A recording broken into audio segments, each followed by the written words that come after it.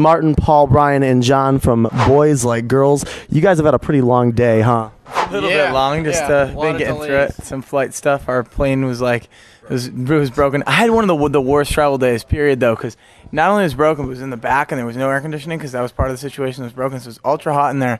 And then I had the really screaming, crying baby behind me. Oh, no, that's always awful. It smelled,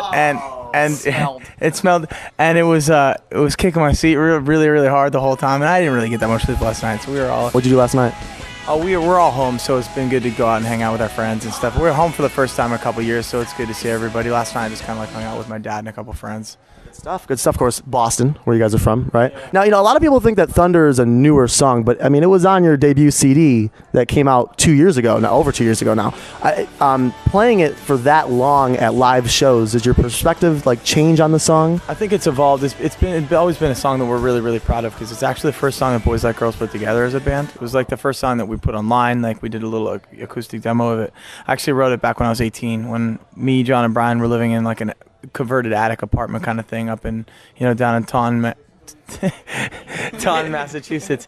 And it's been amazing, full spectrum, watching that song grow and watching kind of like how everything's happened with the song and everything sort of take place. So it's been cool to watch. Of course, Verizon Wireless College Tour coming up. You guys are going to be rolling through my alma mater, Syracuse University, with my fellow Western New Yorkers. Cute is what we aim for, because I'm originally from Buffalo.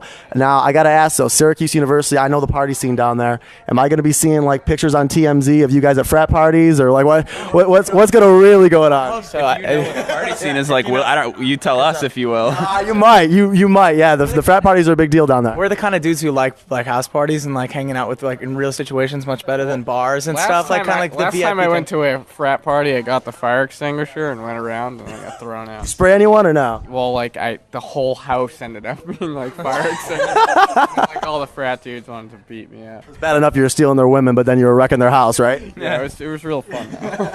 We're with Boys Like Girls right now at 97 BHT. Do you guys straighten your hair, or is that natural? I don't know, Martin. What are you doing? It kind of depends on the day. Sometimes if I want to look super good, I'll straighten it, but today I didn't. I kind of just got out of bed and got on the plane. Who takes the longest to get ready? I think I do. I don't. It's not that I take long beautifying or anything. I just kind of stall.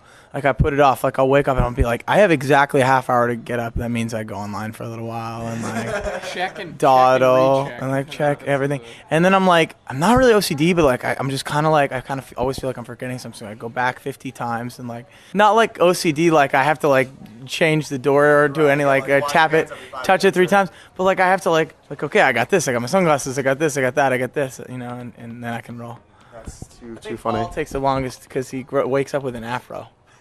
I wouldn't say an afro. It's a little wavy. It's a little wavy.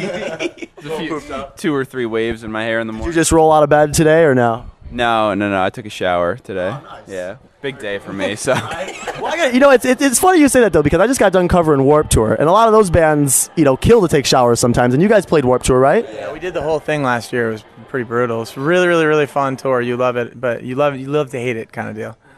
Yeah. Especially now this year with the gas prices, and you guys are touring, so it's got to affect you as well. Yeah, I mean, we had just as much drive time on our tour this summer as the Warped Tour. It's tough, man, with all the gas. It's impossible now for bands starting out to even go out because it's so so much money. Bands that are just starting out, it's gonna literally start to be impossible to tour. When we did a 15-passenger in a trailer, we were just surviving just barely on getting gas, hoping that we could get an hotel, one hotel room to share for 6 people, if we were lucky. Other than that, we'd crash in our whatever's place. Kids, they're gonna have to find other ways to do it, alternative fuel, or just figure out a way to get out there. It's gonna be hard to start touring soon. Boys Like Girls on 97 BHT. Appreciate the time, fellas. Definitely. Thank you. Thanks.